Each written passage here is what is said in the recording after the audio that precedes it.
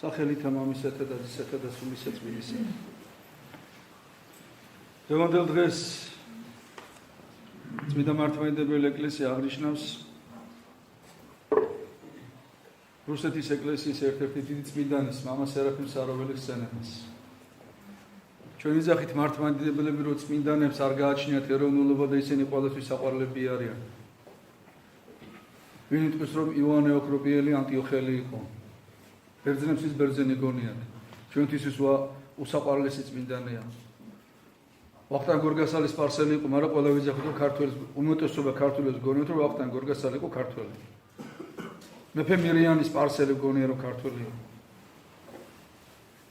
თბილისის ფარველი აბუთვილელია, არაბი ტომი. ასურელი მამები ასურეთიდან არიან.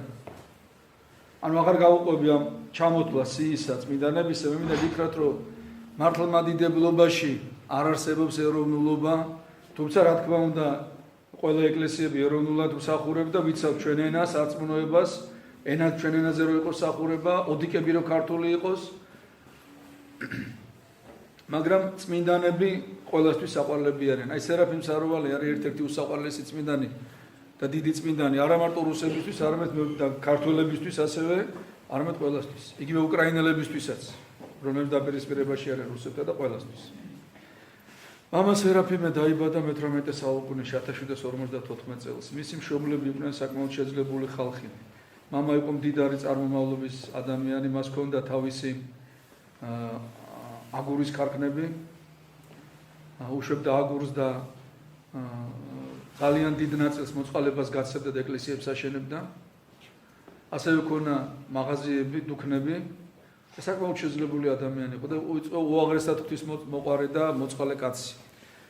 ისიდორო ერქვა სახელად, მის დედას აღათია ერქვა. და ესეთ ქრისტიან ოჯახში გაიზარდა წმინდა სერაფიმე. საერთოდ ჩვენ ხედავთ რომ წმინდანები, რომლებიც დაიბადნენ ძირითადად სიწმინდით გამორჩეულ ოჯახებში იბადებოდნენ. ამიტომაც არის დღეს შეტევა მიტანილია ოჯახზე.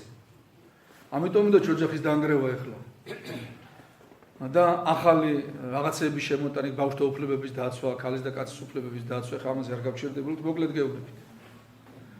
და ხორბალი კაი მოსავლი თუ გინდა მიიღო, თავიდანვე კაი მიწაში უნდა ჩაითესოს, კაი პირობები უნდა იყოს, კულტივაცია დროზე უნდა ქონდეს, მორწვა დროზე უნდა ქონდეს, სასუქები დროზე უნდა მიცე და შედეგს იმიტომ იძლევა დიდ მოსავალს ხორბალი. თუ ეს პირობები თუ მამბაში დათესე ხორბალი და მერე მიწაში გადარგე, ის მოსავალი კი არ მოვა, მეათედი არ მოვა იმისი. ამიტომ ოჯახს აქვს უდიდესი მნიშვნელობა და დღეს თავარი ბრძოლა, რასაც უყურებთ არის ოჯახთან. ოჯახიდან აღარ გამოვიდნენ ნორმალური ადამიანები, ღვთისმოშიშები, ღვთისმოყვარები, სამშობლოს მოყვარულები. მისი მამა ისიდორე საკმაოდ ადრე გარდაიცვალა, 53 წლის ასაკში გარდაიცვალა და მთელი ოჯახის სიმძიმე, ეს ეკონომიური იქნება თუ შვილების გაზდა, სამნი იყვნენ დედმამის შვილები მამა სერაფიმესთან ერთად. დააწვა დედას აღათიას და აღათია საკმაოდ ღვთის დახმარებით, ლოცვებით, ვედრებით უძღვებოდა საკმაოდ კარგად. ქალის ყვალობას. წმინდა სერაფიმეს ბავშვობიდანვე არ უყვარდა ბავშვებთან თამაში, სულ სახურებაზე დაყვებოდა დედას, იქ უყვარდა ყოფნა, სახლში რო იყო მარტო იჯდა ღერძზე ფიქრობდა. წერა-კითხვა ძალიან სწრაფად შეისწავლა, ძალიან ნიჭიერი იყო და სულ კითხულობდა სახარებას, წმინდა წერილს, ბავშვებთან თუ კი რამე შეხება ჰქონდა, თავისი პატარა ბავშვებთან ჰქონდა შეხვედრები, თამაშობა არ ქვია ამას და წმინდა წერილს უკითხავდა, ღერძზე ესაუბრებოდა. აი ესეთი გამორჩეული ბუნების ადამიანი იყო, როგორც მრავალი წმინდანი ყოფილა.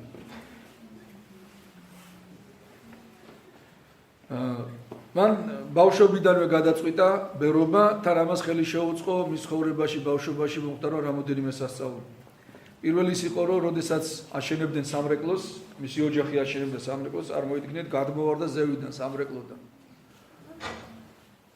რამოდენიმე მეტრის სიმაღლიდან, დაახლოებით 80 მეტრის სიმაღლიდან და დედამისი, რომელიც სამრეკლოზე იყო, უკვე ეგონა რომ შვილი დაეღუპა და რო ჩამოვიდა ფეხზე ჩვეულებრივ იდგა, ანუ ანგელოზებმა დაიჭირეს და ესე ფრთხილად დასვეს მიწაზე როგორც ბუმბული.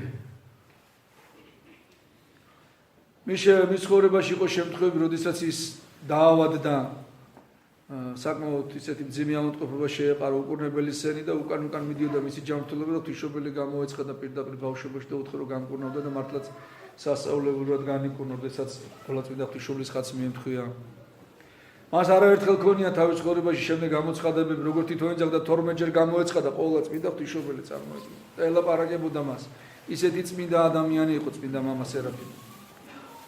როგორც გითხარით, მან გადაწყვიტა ბერობა, მონაზნობა, აიღო დედისგან კურთხევა, წავიდა ჯერ პეჩორის მონასტერში, მოილოცა და იქ პეჩორელმა ბერებმა უთხრეს, რომ ჯობიო საროვოს მონასტერში წახვიდეო და მართლაც ესე მოიქცა. შემდეგ დაბრუნდა სახლში და მცირე ხნის შემდეგ მონასტერში წავიდა, სადაც გამოცდილ მოძღვართან აირჩია ყოფნა. მონასტერში მისვლისას და ისედაც ცხოვრებაში აუცილებელია გამოცდილი მოძღვარი. დღეს როგორ გითხებიან, აი თქვა ვიღაცაზე გითხავენ, თქვა როგორი მგდელია. მგდელი უნდა შეფასდეს ორი რამით. ერთია ზნეობა, გარეგნული ცხოვრება და მეორე სწავლება. თუ მისი სწავლება, სახარების სწავლებას და მამათა სწავლებას ემთხვევა, ძალიან კარგი. მაგრამ თუ მგდელი ლაპარაკობს, სახარებაში კი ესე წერია, მაგრამო იქ უნდა დაამთავრო ყოველგვარი სულიერი ურთიერთობა ესეთ კაცთან და მხოლოდ მიხვიდე ხატი აკურთხებინო, ჯვარი აკურთხებინო, შეიძლება მონათლო და სულიერ საკითხებზე აღარ მესაუბრა. კაცი რომელიც იტყვის, რომ სახარებაში კი ესე წერია, მამები კი ესე ეძახიან, მაგრამ მე ვფიქრობ. აი მაგრამის შემდეგ იწყება ყველაფერი. ამიტომ მთავარი გადამწყვეტი არის მოძღვარი და სერაფიმ საროველმაც აირჩია მოძღვარი. გამოცდილი, რომელთანაც ასრულებდა მორჩილებას და ისე გულმხურად, ესე გულმოდგინედ ასრულებდა მორჩილებას შრომას, რომ თავდაბლობით, ერთგულებით. შემდეგ მან ით გამოითხოვა, როცა კურთხევა და ტყეში მარტო გასვლაზე აიღო კურთხევა, გადიოდა 5 დღე ორშაბათიდან პარასკევის ჩათვლით და შაბათ-კვირას ბრუნდებოდა, რომ ზიარებულიყო. მოხდა, რომ ღმერთმა განსასწრელი დაუშვა მასზე. და განსასწრელი ყოველთვის იმიტომ ხდება, რომ ადამიანი ალბათ არ გაამპარტავდეს, ღმერთი ამიტომ გამდაბლებს ხოლმე. და უმრავი წმინდანები იყვნენ, რომ ძალიან დიდი განსასწრელები ჰქონდათ ხოლმე და ამ განსასწრელებაში დაბრუნდებოდნენ ისინი. თორე ადამიანური ბუნება ყოველთვის მიისწრაფვის რაღაც ქედმაღლობისკენ, რაღაც და ამ განსასწრელებით ჩვენი საკუთარი შეცდომებით ღმერთი გამდაბლებს ხოლმე. და მამა სერაფიმეს რაღაცა დიდი განსასწრელი ჰქონდა, ისე სასიკვდილო სცენი შეეყარა და ყოვლადწმიდა ღვთისმშობელი იოანე ღვთისმეტყველთა და პეტრე მოციქულთან ერთად გამოეცხადა და უთხრა, რომ განკურნებდა მას, კვერთხი დაადო ფერდზე და საიდანაც სითხემ დაიწყო დევნა. სულ გასიებული იყო, დასიებული იყო, წყლული დაემართა. და განიკურნა. ამან კიდევ უფრო განამტკიცა, ის კიდევ უფრო დიდი ღვაწლისკენ მოუწოდა, სადაც ღვთისძალა დაინახა. წარმოედგინეთ ახლა ღვთისმშობელს, რომ ელაპარაკები და ღვთისმშობელი რო გეცხადება, რა მდგომარეობაში იქნება ადამიანი. კიდევ უფრო განამტკიცა თავისი ღვაწლი და გავიდა დაყუდებაში. მასთან უამრავი ხალხი მიდიოდა, შემდეგ ამ ხალხსაც აუგზავნა მასთან ურთიერთობა, მარტო ყოფნა უნდოდა და თუ კი ვინმე შეხვდებოდა ტყეში, როგორც წერენ მისი ცხოვრების აღწერილები პირქვე დაემხობოდა, სანამ არ გაივლიდა ეს კაცი, არ დგებოდა, რომ მისი სახე არ დაენახა და არავის დანახვა არ უნდა და მარტო ღმერთზე ფიქრობდა ხოლმე. ამან ცოტა შეაშფოთა მონასტერში წინამძღვრები, უკვე ეკლესიაში აღარ ჩამოდიოდა კვირაობით და სულიკ იყო, ზიარებაზე აღარ ჩამოდიოდა ხოლმე და პირდაპირ უთხრეს, რომ ჩამოდი მონასტერშიო და ამ კვირაობით ჩამოდიო, ან საერთოდ გადმოდი მონასტერში. გახსოვთ, როდესაც სიმეონ მესვეტე მე-5 საუკუნის წმინდა მამა, მე-6 საუკუნის ღვაწლი აიღო სვეტზე ყოფნის და მანამდე ეს ღვაწლი არავის არ ჰქონდა. წარმოიდგინეთ, სვეტი არის მთის წვერზე რამდენი კვადრატული უნდა იყოს? 10, 15, 20. სულ რო აქ ხარ, ზამთარი, ზაფხული, პაპანაკება, ქარი, ყინვა, წვიმა. და სულ რო ლოცულობდა, სულ ესეთ ღვაწლში ხარ, ამან შეიძლება ცოტა ადამიანი ამ პარტავნებაში ჩააგდოს, სხვაზე უკეთესად მოაჩვენოს ეშმაკმა საკუთარი თავი. და გახსოვთ სიმეონ მესვეტის ცხოვრებაში წერია პირდაპირ თქვენს ესე ძალიან შეშფოთდნენ და თქვენს რომ მოვიდე და უთხრათ რომ ჩამოვიდეს. თუო ჩამოვა და დაგვემორჩილებო თავდაბლობა ისევ დარჩენილ მაშინ და თუო არ დაგვიჯერო, ესე კი ხილში არის. და მართლაც მივიდნენ წმინდა სიმეონთან და რო უთხრეს ჩამოდიო, მთელი ეკლესიის გადაწყვეტილება რო უთხრეს პირდაპირ დაუყოვნე ჩამოვიდა. თქვა რომ ჩამოვალ, მაგრამ უთხრეს აღარ გინდა. ანუ გადაწყვეტილება გამოხატა რომ ეთანხმებოდა. აი ესევე წმინდა მამა სერაფიმეს როდესაც უთხრეს რომ მონასტრის ხელმძღვანელობა მართლობა მონასტრის იღუმენმა და მართლობა და სულიერმა მოძღვრებამ ის დაემორჩილა და თქვა რომ მაშინ ეკლესიაში წამოვალ და იქ იქნება იმიტომ რომ აქედან სიარული გამიჭირდება ეს ძალიან ძნელი ამის გაკეთება როდესაც ადამიანს თვიშობილი ეცხადება ცხოველები ემორჩილებიან ყველანი მასთან მოდის ლოცვა კურთხევაზე მოდიან და ეს კაცი ემორჩილება მოძღვარს და პირდაპირ დაატოვე ეს რაც ასაკეთებ არ არის სწორ და მოდის ეს ნიშნავს რომ ეს ადამიანი სწორ გზაზე დგას ანუ ხიბლში დაამპარტავნებაში არ არის ეს გამოც სადაც წინვალე ჩააბარა წმინდა მამამ თავის თავმდაბლობით თავის სწორი სულიერი ცხოვრების გამოდან გადმოვიდა მონასტერში სადაც უკვე კელიაში იყო დაყუდებული რამოდენიმე ხანი არავის არ ხვდებოდა და ბოლოში ღვთისმშობელი გამოეცხადა და უთხრა პირდაპირ შენ ახლა დაიწყო მოციქულებრივი ღვაწლი ანუ ვინც ყველა მიიღე და როცა მოვლენს რასაც შეგეკითხებ ყველაფერზე ესაუბრე და იყო შემთხვევები როდესაც დღეში რამოდენიმე ასეული ადამიანი მოდიოდა მასთან ეს შეუძლებელია ამის გაძლება მე ვარ მღვდელი და მე ვიცი ახსარებაზე რომ მოდიან ჯერ ჩვენები რომ მოდიან ჩემი სულიერი შვილები და ჩვენი მრევლი მოდის რთულია ხალხთან ურთიერთ ძალიან რთული ყველაზე ძნელი ახსარება და ხალხთან ლაპარაკი ამაზე ძნელი არაფერი არ არის ეხლა წარმოიდგინე უცხო ხალხი რომ მოდის ამდენი ტვინარეული გზარეული რო ელაპარაკები უსმენ და თანაც ისეთი მადლი ქონდა ღვთისაგან სანამ მოვიდოდა პირდაპირ პასუხებს ემდა ეუნებოდა შენ აესაგა გაკეთებული ყველაფერს ეუნებოდა და მეცაც გეტყვი ზოგიერთი კი არ მოდიოდა მასთან წერილებს აგზავნიდა და მის კელიაში ნახეს წერილები გაუხსნელი რომელზეც მას პასუხები ქონა გაგზავნილი უკვე წერილი რომ მოვიდა იცოდა რა ეწერა შიგ და ვისგანაც ეს არის დიდი სულიერი სიმაღლის ადამიანისათვის და სულისათვის დამახასიათებელი თვისება წმინდა მამა სერაფიმ საროველი აღესრულა თავის მონასტერში და მან იწირა სერმეტყველო რომ მისი სიკვდილი ხანძრით გაიგებდნენ მისი სიკვდილი და მართლაც ნახეს რომ მის სენაკში ცეცხლი იყო და ამ ცეცხლის გამო შევიდა და ნახეს მიცვალებული წმინდა მამა ლოცვაში მოდრეკილი ხატების წინაშე და მან ეთქვა რომ ის დაესაფლავებინათ იმ კუბოში რომელიც მას თავის კელიასთან ედო თავის ხელით გააკეთა კუბო და ყოველდღე უყურებდა იმ კუბოს სადაც ჩაწოლილი იყო და თავისთავად ეუბნებოდა რომ სერაფიმე ეს ცხოვრება გათავდება იცოდე რომ გვერდისნაშე დადგები და მოემზადე დასაკვირად წმინდა სერაფიმე როგორც გითხარი ძალიან დიდი მეოხი იყო სიცოცხლეში უამრავ ავადმყოფებს კურნავდა სნეულებს კურნავდა დარიგებებს აძლევდა მასთან მოდიოდნენ დიდრები ღარიბები ღატაკები გლახაკები სალოსები სარდლები გენერლები ყველა მასთან მოდიოდა თავადები და ყველას აძლევდა სულიერ საზდელს და ყველა გახარებული და შინაგანი სიხარულით ყოფილი ბრუნდებოდა მისგან სიკვდილის შემდეგაც სასწაულით მოქმედობა განაგრძობდა ეს წმინდა მამა თავის წმინდა საფლავზე ერთი რამ არის საყურადღებო წმინდა სერაფიმ საროველმა რა ჩვენთვის სასიხარულო არის ქართველებისთვის დაუბარა პირდაპირ რუსებს ეუბნებოდა რომ საქართველოს ივერიას ეძახდნენ საქართველოს ივერია ღვთისმშობლის წილხვედრია და საქართველოს ცუდად არ მოექცეთ თორე დაისჯებით დღეს არის მსჯელობა სწორი იქნა თუ არა საქართველოს როდესაც ერეკლე მეორე რუსებთან გიორგიევსკის ტრაქტატი დადო სამწუხაროდ ძალიან სამხრივად შუქდება ეს და გაუთვისნობერები ადამიანები ამ არასწორი ინფორმაციის ზეგავლენის ქვეშ ექცევენ ახლა გადაცემას უყურებდი ესე იგი პირდაპირ უყურებდი ესე რუსეთი ყოფილა ამ გადაცემით აღამ ახმათხანზე უარის და მორმაყუროზე ცუდი მე ვფიქრობ ყველაზე ცუდი საერთოდ ადამიანი როდესაც კითხვას გისვამენ ადამიანი იყოს ყველაფერში ობიექტური დადებითი მხარეებიც უნდა თქვა და უარყოფითი მხარეებიც უნდა თქვა როდესაც შენ უარყოფითად მოიხსენებ ვინც არ უნდა იყოს და ყველაფერში ცუდს ხედავ ეს არის უმადურობა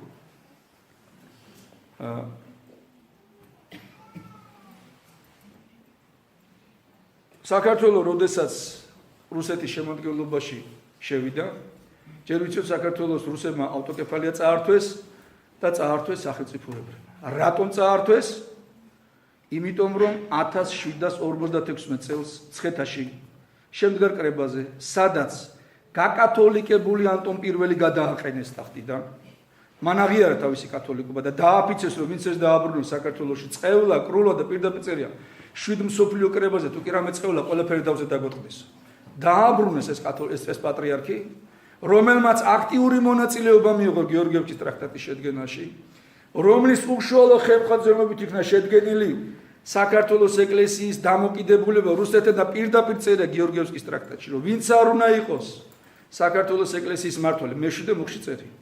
სახში მიხვალ წაიკითხეთ გიორგიევსკის ტრაქტატი. ვინც არ უნდა იყოს საქართველოს ეკლესიის მმართველი, მთავარეპისკოპოსი თუ ეპისკოპოსი, პატრიარქი ნახსენები არ არის, უნდა იყოს რუსეთის სინოდის წევრი და რიგირდ მერვე ტობოლსკის ეპისკოპოსის შემდეგ აი ამას მოაწერეს ხელი ქართველებმა, სწორედ კათოლიკურად მოაზროვნე ანტონის დიდი ძალისხმევის შედეგად. წევლა დაარღვევეს, თავი დაიწყებეს.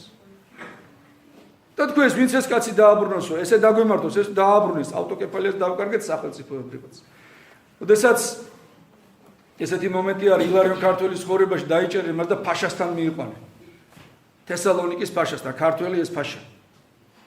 და ილარიონია რაღაც სათხოვარზე იყო ათონის მონასტრების სათხოვარი მოუტანა ფაშას და გარშემოდგანა სხვადასხვა რჯულის ხალხი და ფაშა ეუბნება, აი თქვენ თუ მართლები ხართ თუ ქრისტიანები, მაშინ ჩვენო რატო გავიმარჯვეთ თუ მუსულმანებმა თქვენზეო. და ილარიონი ეუბნება, მამა ილარიონი, ყანჩაველი.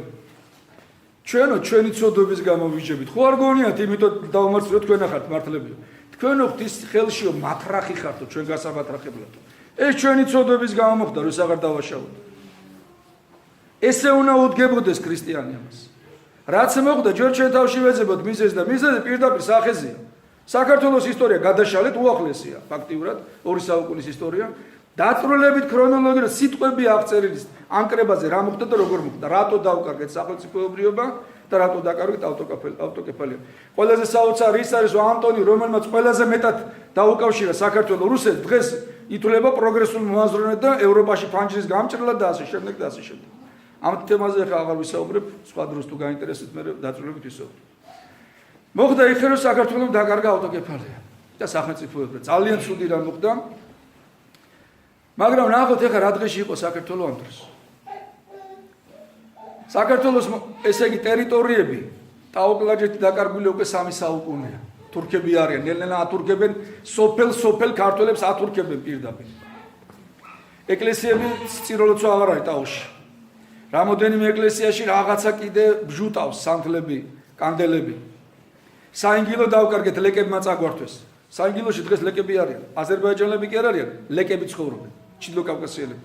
აფხაზეთი დავკარგეთ, სოხუმი უკვე თურქული ქალაქია ამ დროს, ფაშაზის სოხუმში და კელასურის კედელი მაგით უაშედო, იმის იქით საქართველოს იურისდიქცია აღარ ცილდებოდა.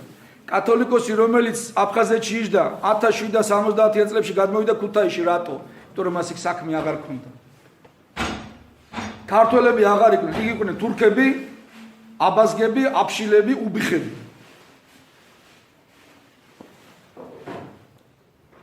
ფოთი თურქული ქალაქია, ბათუმი ხო არის და არის. ფაქტიურად საქართველოს ზღვაზე გასასვლელი აღარ აქვს. და ცირედია სამურზაყნო დარჩენილი, სამეგრელო, დასავლეთ საქართველოს, მთელი საქართველოს მოსახლეობა არის 630,000 კაცი. დღეს გლდანში და ნაძალადევში თხოვს დაახლოებით 450,000 კაცი. აი წარმოიდგინეთ ეს მოსახლეობა მთელ საქართველოს რო გაშოლა რა იქნება? არაფერი. გაუდაბურებული, გატყიურებული, სახნავს ათესები მიტოვებული და ამის ფონზე რა ხდება დასავლეთ საქართველოში? ეს პერიოდს გიხსნით საქართველოს სანამ რუსეთს შეუერთდა. ეს გადაშალეთ ნებისმიერ ისტორიას ყველგან წერია. დასავლეთ საქართველოში არის ტყვეთას ყიდვა. ძმა იპარავს ძმისშვილს და მიყავს ანაკლის ბაზარზე. ანაკლი ამას ნიშნავს, ანა კიო, ბავშვების ბაზარი. მიყავდათ მოტაცებული მეზობლები, ძმისშვილები, ბიძაშვილები, ჩამოდიოდნენ თურქები და არჩევდნენ თავისთვის ბავშვებს, გოგოებს თუ ბიჭებს. უმძიმესი პერიოდი იდგა დასავლეთ საქართველოში. თავადები ერთმანეთს სოლებს ართვიდნენ. წაიკითხეთ, შეგცხებათ წაკითხო. მე შემცხვა წაკითხო და დავხურე წიგნი. და გადაშალე აღმოსავლეთზე იქ უარესი მდგომარეობა იყო. აი ამ დროს სოლომონ პირველი, რომელიც ახლა წმინდანად შერაცხეს, იწვევს კრებას. თუ არ ვთქვი 1756 წელია თუ 55. და ამ კრებაზე გადაწყვიტა რომ აეგზალა ტყვეთას ყიდვა. მოიწვია კათოლიკოსი, ეპისკოპოსები, თავადები, დააფიცა ჯვრებზე, ხატებზე. ვინც ამას გააკეთებს შეჩვენება, თვალების დათხრა, კაცრი მოპყრობა ვერაფერს ვერ გახდა. ვერაფერს. როდის შეწყდა ტყვეთას ყიდვა იმერეთში, როცა რუსეთს შეუერთდა. არ არის ეს? ერთი პერიოდი თურქები ეუბნებოდნენ ხარკი აღარ გვინდა გოგო და ბიჭები გამოგიგზავნოთ ხარკზე უარი თქვეს ეს რასაც ყვები ივანე ჯავახიშვილთანაც ესერია პეტრე მელიქიშვილთან ყველა ისტორიაში ესერია სოლომონ მეფეც კი ვერაფერს ვერ გახდა ტყვეთას ყიდვასთან რო გითხარით ჩემ სხვა მეთქი და აღმოსავლეთ საქართველოზე მე ფიქრობდი აბა იქნება აქ რა ხდება იქ უარესი სამარცხვინო მდგომარეობა ლეკები დათარეშობენ ყველგან გახსოვთ დავით გურამიშვილი იონანამ რაკნა ხო გახსოვთ რომ მოიტაცეს კეთო მარტო ბავშვებს კი არ იტაცებდნენ და ქალებს კაცებს იტაცებდნენ დავით გურამიშვილი იყო კაცი მოიტაცეს შუა ქართლიდან კასპიდან კაცებს როდესაც მოიტაცებდნენ პირდაპირ თხოვდნენ რჯულის გამოსვლას თუ გამოიწვია ცოცხალსტოები და მონა ტყავდათ თუ არ და კლავდნენ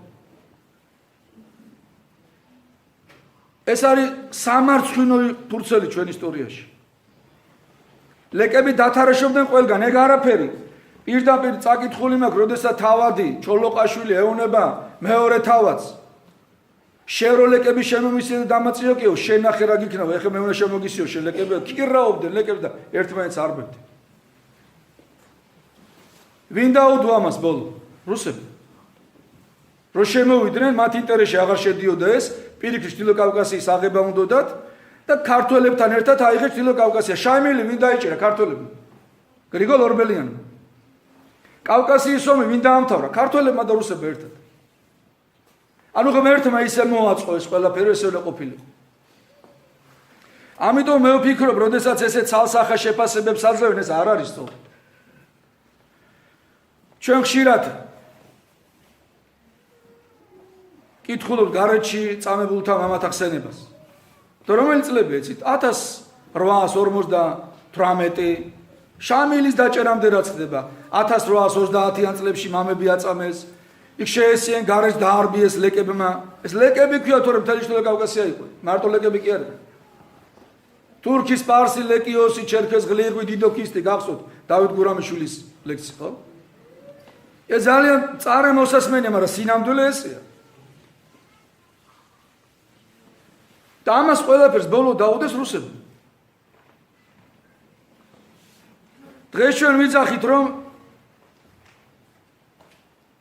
აი საქართველო ოდითგანვე ევროპული ქვეყანა იყო და ევროპისკენ მიისწრაფოდა და ევროპაში ფანჯარა გავჭერ ერთი მეფე დამისახილეთ ვისაც ევროპის ტიტული ჰქონდა მეფე ევროპისა გაგიგიათ ესეთი ქართული მეფე ყველაზე დიდ მეფეებს ავედით დავით აღმაშენებელი მეფე დავითიან სოლომონიან 74 შთამომავალი დავით მეფსალმუნისა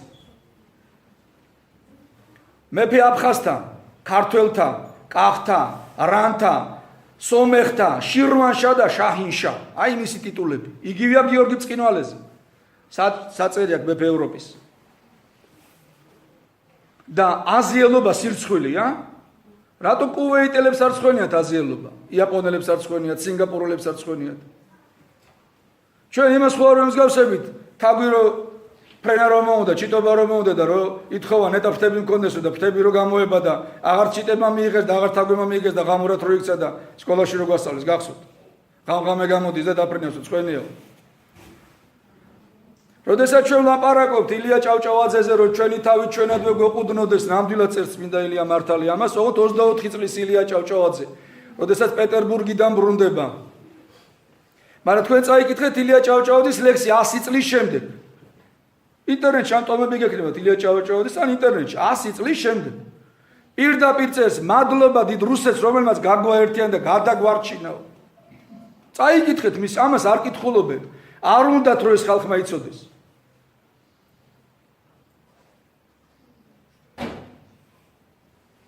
ამ ნაწერების საკითხვა ხო შეიძლება ილია ჭავჭავაძე რუსეთის დუმის წევრი იყო და საქართველოს ეკლესიის ავტოკეფალიას და სახელმწიფოებრებს აღდგენაზე ბრძოლობდა თავიდან როდესაც შემოვიდა რუსები გახსოვთ გვარები გადაუკეთეს გედევანიშვილები გედევანობები გახდნენ ციციშვილები ციციანოვებად მაგრამ ქართველებმა იმდენი გააკეთეს აუღებელი ხალხია რომ გვარები დავიბრუნეთ დღეს ჩეჩნები ინგუშები მუსულმანები ყველას რუსული გვარები აქვს ჩვენ არ აქვს მადლობა ღმერთს ამ ჩვენ სულ ვომობდით როცა არ ყოფილიყო სულ ესე იყო საჩვენოდ არავინ არასოდეს არ იქნება არც რუსეთი არც ბიზანტია ყოფილა არავინ არასოდეს არ იქნება კიდე ერთი რამის თქმა მინდა, დღეს იძახიან, რომ ჩვენ პეტერბურგიდან, ევროპიდან მივიღეთ განათლება. და საიდან მიიღო ქართველებმა პირველი განათლება, ძირითადად განათლება საიდან მიიღო? პეტერბურგიდან. პეტერბურგი იყო ჩრდილოეთის, ევროპის ჩრდილოეთის დედაქალაქი, ჩრდილოეთ ევროპის დედაქალაქი. ესე იწოდებოდა პეტერბურგი. პეტერბურგის მეცნიერებათა აკადემია იყო მსოფლიოში ცნობილი. უამრავი ფიზიკოსები, მეცნიერები ამ აკადემიის საპატიო წევრები იყვნენ. თუნდაც ერთ-ერთი პასკალი ფიზიკოსი, გაგიგია ცნობილი ფიზიკოსი, პეტერბურგის აკადემიის წევრი იყო. და პეტერბურგში დუღდა სამეცნიერო და კულტურული მოღვაწეობა. აი აქ ჩადიოდნენ ქართველები და თერგდალეულები სწორედ აქ ჩადიო, ამიტომ ერქვა თერგდალეულები. და ქართველებმა აი გაიხადეს თავისი და იქ ჩაეჩვეს პიჭაკები. დაიფარეს ცილინდრები, დაიჭირეს ტროსტები, ჩამოვიდა საქართველოში. და იქ მიღებული განათლების საფუძველზე და ნიადაგზე გახსნეს უნივერსიტეტი, შემდეგ თბილისის უნივერსიტეტი. ჯერ სათავადაზნაურო გიმნაზია იყო გახსნა და მერე გახდა უნივერსიტეტი. პეტერბურგში ნასწავლმა ილია ჭავჭავაძემ გახსნა სათავადაზნაურო ბანკი, რომ ქართველები მიწებს ყიდიდნენ უცხო ტომელებზე, რომ ეს არ მომხდარიყო და უამრავი, ახლა აღარ დავიწყებ ამაზე ლაპარაკს. ამას დაფასება ხო უნდა. გასაგებია რუსები ცუდად იქცეოდნენ, აბა არ იქცეოდნენ ცუდად. და ვინ იქცეოდა კარგად? ბიზანტია ჩვენთვის კარგად იქცეოდა თორნიკერის თავის დრო, გახსოვთ? ნახეთ რა ხდება თორნიკერის თავის დროს, მიწები წაართვეს ქართველებს. იმპერატორმა შეავიწროვა მთელი ტაო-კლარჯეთი ნახევარი წაღებულია და როდესაც იმპერატორი გარდაიცვალა და მცირეწლოვანი შვილები დარჩათ, ერთ-ერთი იყო ბასილი, შემდეგში იმპერატორი დედოფალის თხოვს ქართველების მეფეს დავით კურაპალატს, რომ მან მიეხმაროს ჯარით და მის წინააღმდეგ გაჯანყებულია ბარდას კლიაროს, ეს სომეხი სარდალი იყო, აუჯანყდა, იმპერატორობა მოინდომა, მთელი ბიზანტიის დაპყრობა უნდა და დედოფალი სასოწარკვეთილებაში ჩავარდნის თხოვს ქართველებს დახმარებას. თან არ დაგავიწყდეთ, ბიზანტიას საქართველოს მიწები აქვს წართმეული. და რა ქნეს ქართველებმა? როგორ ფიქრობთ? ეხლა რუსები მოვიდნენ და გითხეს მოგვეხმარი რა სიტყვია? თქვი ოკუპანტებო წაით აქ აღარ დაგინახოთ. მეფე უთხრა თორნიკეს წადი და მიეხმარებათ. იმიტომ რომ ეხლა თუ არ მიეხმარებით იმათო, ეს აჯანყებულები და მონოფიზიტი ბარდას კლიაროსი იყო სათავეში და იქ სხვა ურჯულოებიც ყავდა მიხრობილი, უფრო დიდ პრობლემებს შეუქმნიათ საქართველოს. ესე ფიქრობდა ჩვენი მეფე და ჩვენი თავადაზნაურობა. და არა ისე მოკლე ვიწროთ, რომ მარტო ცხვირს ხედავ და იმის იქით რა უნდა მოხდეს რო ვერ ხედავ.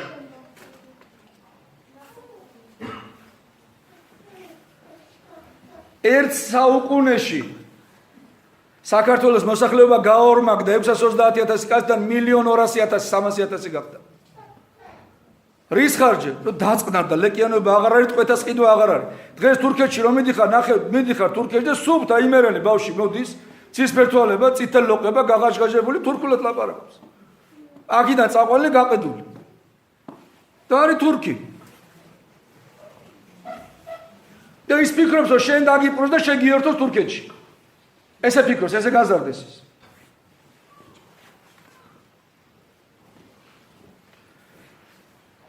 სერაფიმ საროველი ეუბნებოდა რუსებს, რომ არ მოიქცეთ თუ და თორე დაიჯებით და მართლა დაისაჯა. მეფობა გაგვიუქმეს. მეფე ჩამოუგდეს ერთ საუკუნეში და რა დაატრიალდა ოქტომბრის რევოლუციის შემდეგ გახსოვთ. ეკლესიის ავტოკეფალია გაუქმეს, რა დაატყდა მათ ეკლესიას ერთ საუკუნეში გახსოვთ. ეხლა სულ 20 წლის წინ, ხო, აფხაზეთიდან ამდენი ტოლვილები იყო.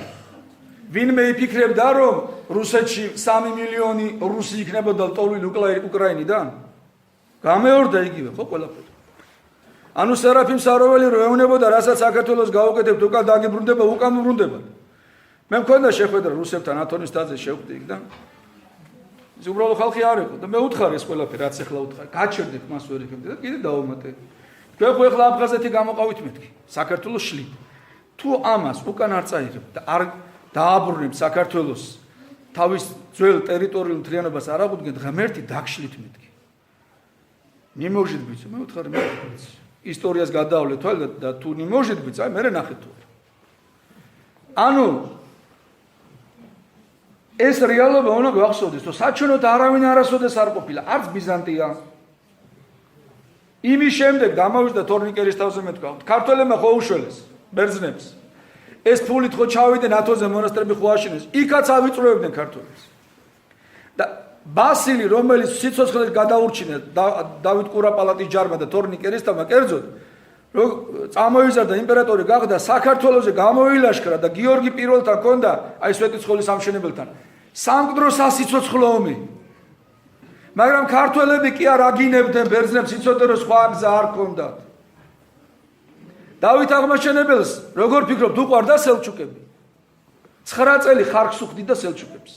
ხარკის გადახდა იცით რას ნიშნავს? ფულს უხდი და ყიდულობ მშვიდობას. და ეუბნები, შენ ფული, არ დამესხა, არ ამაწიებო, ქალები და ბავშვები არ დამიხოს და გაისად კიდე მოგცემ ფულს. თან ამას ყველაფერს უჩოქებდა და ისე აკეთებდა. იმიტომ რომ ბრძენი მეფე იყო და იცოდა რა უნდა ეკნა. გიორგი მწყინვალე 17 წელი მონგოლებს უხდიდა ხარკს.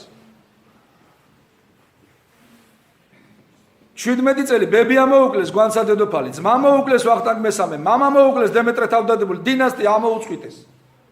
და ხდებოდა რომ მონგოლებთან ომს აზრი არ ქონდა და ჯობდა ისევ ხარკი ეხადა და ფული ეკიდა, როცა მოძლიერდა შეუწყვიტა ხარკის გადახდა და გაერთიანა საქართველოს ძველ თავის პარკლებში. იგივე დავით აღმაშენებელმა. აი ესე იქცეოდნენ ჩვენი წინაპრები და არა ესე ემოციურად ყიროდნენ და ილანძღებოდნენ და იგინებოდნენ. თან საქმეს რომ მიდგება, ვინც ყველაზე მეტ ილანძღა, პირველი გარბიან საქართველოსთან. 2008 წელს საზღვარზე ვეღარ ეტეოდნენ, ისე გარბოდნენ. აბარგებულები თავის სოლშვილი. წინა თავდაცვის მინისტრი კიდე, სკალბატონი რო იყო. პირდაპირ იზახდა რომ თუ ევროპა არ მოგეხონება, ჩვენ შევასყდებით რუსებსო. თან ინტერვიუში იძახის რომ მე მაგის ქმარი, ჩემ შვილსო პატრიოტად არ გავსდიო. ესე იგი იმან თავის შვილი პატრიოტად არ უნდა გაზარდოს. და ეს რუსებს უნდა შეაწყდეს ჩემი შვილი, თქვენი შვილები. აი ეს ხალხი ლაპარაკობს რუსეთის გინებას და ძაგებას. ამიტომ მე ვფიქრობ ქართველებს უნდა გონება, ჩვენ გონიერ ხალხად ხო ვითვლებით კაც. ანალიზის უნარი ხო გვაქვს. მე კი არ ვიცახი რომ ის კარგია და ეს რუსეთი კარგია და ან თურქეთი ცუდია. ორ ცუდ შორის რომელი უფრო ცუდია? 1921 წელში გაიყო სარფიშუაზე სოფელი, ხო? აქეთ ხარეს დარჩენ ერთი ძმა, თქვა სულეიმანა ბოლქვაძე, მეორე ხარეს დარჩა იბრაჰიმ ბოლქვაძე. ამ სულეიმანა ბოლქვაძეს, რომელიც საქართველოს ხარეს დარჩა, შვილი ყავდა. თქვა იგივე, თქვა მუსულმანურის აქ შვილის უკვე ზურაბი ქვია, გიორგი ქვია, მოინათლა სრულფასოვანი ქართველი არის. მთლიანად არის ჩაწერილი ქართული სახელმწიფოებრივი სუნთქვის და აი მთელ ცხოვრებაში ჩვეულებრივ ჩაწერილი. იქით ამ ხარეს დარჩენილები ერთი საუკუნე არაა გასული, თან გეუბნები. აღარც სახელია ქართული, აღარც გვარია ქართული. რო ეკითხები გურჯი ხარ მე არა ნენა იმყავდა გურჯი გეუბნება. აქეთ დარჩენილი საქართველო, რომელსაც ჩვენ, სადაც ჩვენა ვართ. სახელმწიფოებრიობა შექმნა. ორჯერ ნაკლები მოსახლეობა აქ იყო, ვიდრე იქით იყო. ეხლა თურქეთში უფრო მეტი ქართველები არიან, ვიდრე აქ ცხოვრობთ ქრისტიანი ქართველები. ამ ქრისტიანმა ქართველებმა, რომელთა რუსებთან ერთად ვიყავით, სახელმწიფო შექმნეს. ფიქტიურად იყო თუ რა სახელმწიფო იყო. თავისი უნივერსიტეტი ჰქონდათ. თავისი კინოთეატრები, კინო სტუდიები ჰქონდათ, თავისი ხელოვნება თეატრი ჰქონდათ, მეცნიერებათა აკადემია ჰქონდათ. და დუღდა ქართული თვითშეგნება ამ ხალხში. არ არის ესე? თურქეთში მანახეთ ერთი. ან ქართული თეატრი, ან ქართული უნივერსიტეტი, ან ქართული სკოლა. გუშინ გამოვიდა, ჯერ მანამდე გამოდიოდა მაგათი ძველი საგარეო საქმეთა მინისტრი დავით ოღლუ პირდაპირ იზახდა, ოსმალეთის იმპერია უნდა აღვადგინოთო კოსოვოდან დამასკამდეო, ჯერ ვერ ხვდებოდი დამასკო რა იყო, ეხლა ხვდები დამასკო რა ყოფილა. და იემენიდან ბათუმამდეო. და გუშინდელ გაზეთში წერია, გუშინ წილდელში, რომ პრეზიდენტი მაგათი აქვია. ერდოღანი იძახის. თურქეთსო რამოდენიმე საშიშროება აქვს გარეშე მტრებისგან. ერთიაო სირიაო, ერთია ბალკანეთიო, ერთი ნახჩევანი და ერთი ბათუმი. ეს იცით რას ნიშნავს? ეს ნიშნავს და ხვალ და ზეგ გეტყვია მე შეგნა საშიშროება მქონა, ამიტომ შემოვიჭერი შენ ტერიტორიაზე. ესე დაიწყო რუსებმა რომ საქართველოსდან გადმოდიან ბათ ფორმირებები რაღაცები და შემოვიდა 2008 წელს, ხო? 21 წელში გადის ყარსის ხელშეკრულება. და ყველაზე ცუდი იცით რა არის? მაშინაც ესე იყო. ყარსის ხელშეკრულებას როცა ადგენდნენ, ერთ ხარეს რუსეთი იყო, მეორე ხარეს თურქეთი, საქართველოს არც კითხეს არაფერი. ეხლაც მანდეთ მიდის ყველაფერი. არც გვეკითხებიან და შეიძლება არ ვკითხონ ისე დაждენ უჩვენოთ მოაგვარონ ყველაფერი. თურქეთს იცით დღეს რო პრეტენზია აქვს სავრამეზე, ყირიმზე, რომელიც ყირიმის სახანო იყო და ოსმალეთის იმპერიის შემადგენლობაში იყო, აფხაზეთზე, დიახაც აფხაზეთზე. იმიტომ რომ 1862 წელს გამოგლიჯეს რუსებმა და ქართველებმა სოხუმი თურქებს, თურქული ქალაქი იყო სომხული. ჩვეულებრივად ფაშა იჯდა, ომარ ფაშამ სამეგრელო გაასწორა მიწასთან. ამიტომ ითხოვა ეკატერინე ჭავჭავაძემ შველა რუსებს რომ სამეგრელო გადაერჩინა და რო შევიდნენ აღარ გავიდნენ და შეიერთეს. 30,000 თურქი მოკლეს ამ ბრძოლაში და დანარჩენი გახიზნეს. მუჰაჯირობა რო ერქვა, ეს არის მუჰაჯირობა. დღეს თურქები ეუბნებიან რუსებს. ყირიმი ჩვენი იყო წაგვართვით. აფხაზეთი ჩვენი იყო წაგვართვით. აჭარა ჩვენი იყო და ეს მაინც დაგვიბრუნეთ. და თქვენ როგორ ფიქრობთ ჩვენ ამ ფონზე, მადგინების ფონზე უჩვენოთ რომ დაждენ ესენი რას იზავენ? ამიტომ უნდა ვილოცოთ ღმერთმა შეგვარიგოს ყველა მართლმადიდებლები და უჩვენოთ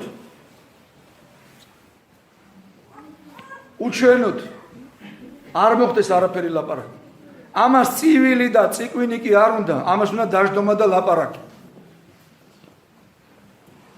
ელაპარაკეს იაპონელებმა რაღაცა კუნძულებს იბრუნებენ. ელაპარაკა გერმანია, გაყოფილი გერმანიიდან გავიდნენ რუსები. ბერლინი მართუხლართებით კი არ იყო შუაზე გაყოფილი, ბეტონის კედლით ჰქონდათ გაყოფილი შუაზე გერმანიის დედაქალაქი. და ჭკვიანური მოქმედებით გერმანელებმა გაიყვანეს რუსები. დღეს გაერთიანებულია გერმანია, ბეტონის კედლიც აღარ არის. ეხლა კენიგსბერგია ისევ რუსების. ალბათ ამასაც დრო ყველაფერს ჭირდება ჭკუა. ემოციები უკვე უნდა გადაწიონ და ღმერთს თხოვონ რომ ღმერთის წყალობით მოხდეს ყველაფერი ჭკვიანურად და სიბრძნე. ჩვენ ახლა გვიხარია მშვიდობაა საქართველოში. 400 კილომეტრში აქედან მიწას ცეცხლი უკიდია. სირიამდე მეტი კი არა 400 კილომეტრია პირდაპირზე რომ გაიყვანო მანძილი. ამიტომ ჩვენ გვჭირდება დღედაღამე ლოცვა, ღვთისმშობლის ლოცვა, ვედრება რომ ღმერთმა მშვიდობა ამყოფოს ჩვენ ქვეყანაში, მშვიდობით რომ ვიყო და სიბრძნე.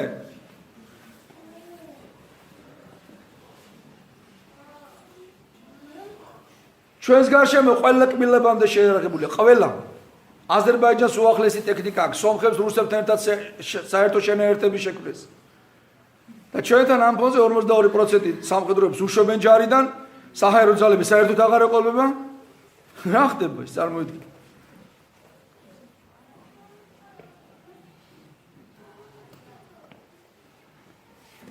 და ქართველები რა?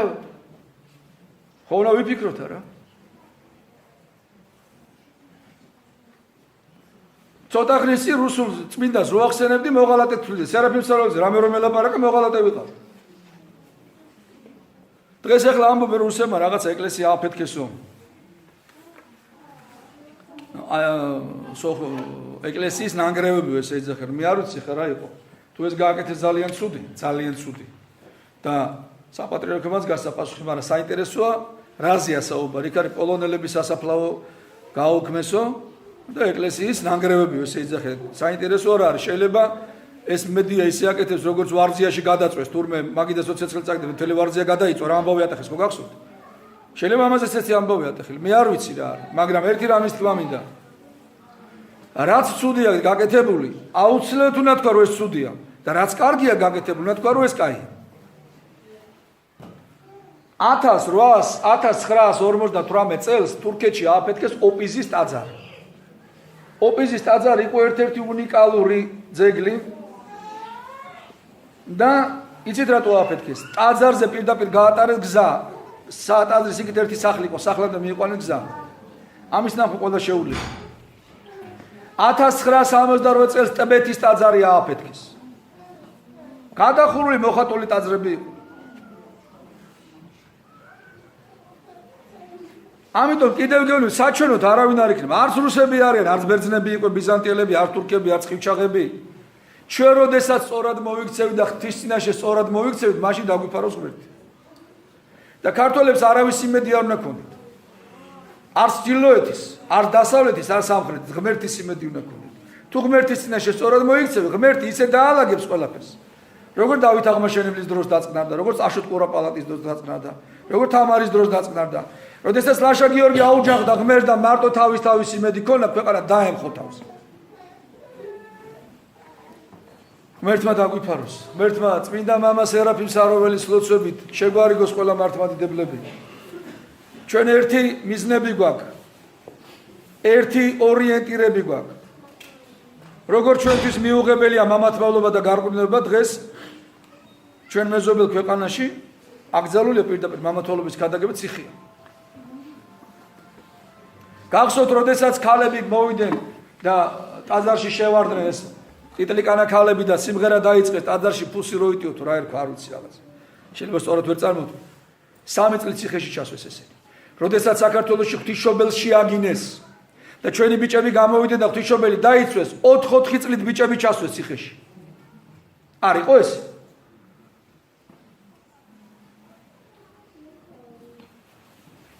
ჩემთვის ის არის მისაღები, ვინც საქართველოს ეკლესიას არ შეეხება, ტრადიციებს არ შეეხება და ჩემს ზნეობას და თვითყოფადობას არ შეეხება. ამას კიდე უნდა დიდი ბრძოლა. არა მარტო ბრძოლა, ლოცვა უნდა. სწორად ცხოვრება უნდა და საუბარი უნდა. როგორც ჩვენი მეფეები ესაუბრებოდა. ვახტანგ გორგასალმა 30 წელი ირანის ჯარში გაატარა. იმიტომ რომ იცოდა ირანს თუ ემსახურებოდა, ქვეყანაში სიმშვიდე ექნებოდა. და უამრავ დილამდე შეიძლება ამაზე ლაპარაკი. ღმერთმა ჩვენი ქვეყანა დაიფაროს. ჩვენ სხვა ქვეყანა არ აქვს. ეს ხალხი ვხედავთ ჩვენ, ვინც ბევრს ყვილოდა, ერთი გაიქცა, მეორე გაიქცა, მესამე გაიქცა, ყველა გაქცეულები იქიდან იქნებენ მუშტებს. აქ ჩამოვიდნენ, აქ. რატო არ ჩამოდიან? და თქვენ წარმოიდგინეთ, აქ რომ მართლა შემოსულიყო ხალიფატი, აქ რა ამბავი დატრიალდებოდა. იმას გაუძლებდა საქართველოს, რასაც რაც სირიაში ხდება, ეხლა ერთი დღე. ერთ დღიანმა თუ სამ დღიანმა ომმა წელში გატეხა ქვეყანა დღესაც ყუაზე არ არის მოსული. აი ამიტომ გადადგა ესეთი ნაბიჯები ერეკლემ და ამიტომ გავდნენ ესეთი. თუმცა შეიძლება ბევრ რაღაცები არასწორი გათვლები იყო რაღაცე, მაგრამ ჩვენ ერთი რამეზე უნდა ვიფიქროთ. მე ესე ვფიქრობ და ესე ვაკეთებ. მე ვლოცულობ, რომ ყველა მართლმადიდებლები შეგვარიგოს, გაგვაერთიანოს და ჩვენ გლადიატორებს არ უნდა დავემსგავსოთ კოლიზეუმში რო აჩხუბებდნენ და ზოგი თიც მაღლა წევდა და ზოგი დაბლა.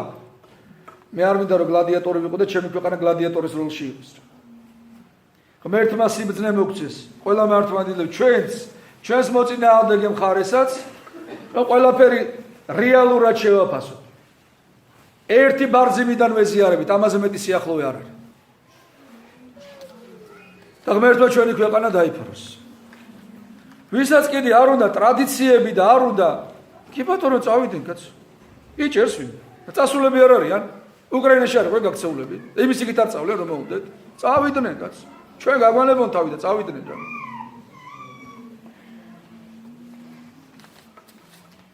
ღმერთმა დაგლოცოთ, ღმერთმა გაკურთხოთ, ცოტა გაგვიგზელდა, მაგრამ ეს მე ვფიქრობ ეს აუცილებლად სათქმელი იყო. თუ ვინმე არ მეთანხმო, მე შემიძლია ცალკე შევხვდე და ველაპარაკო ამაზე. ნებისმიერ დასმულ კითხვაზე პასუხს გავცე.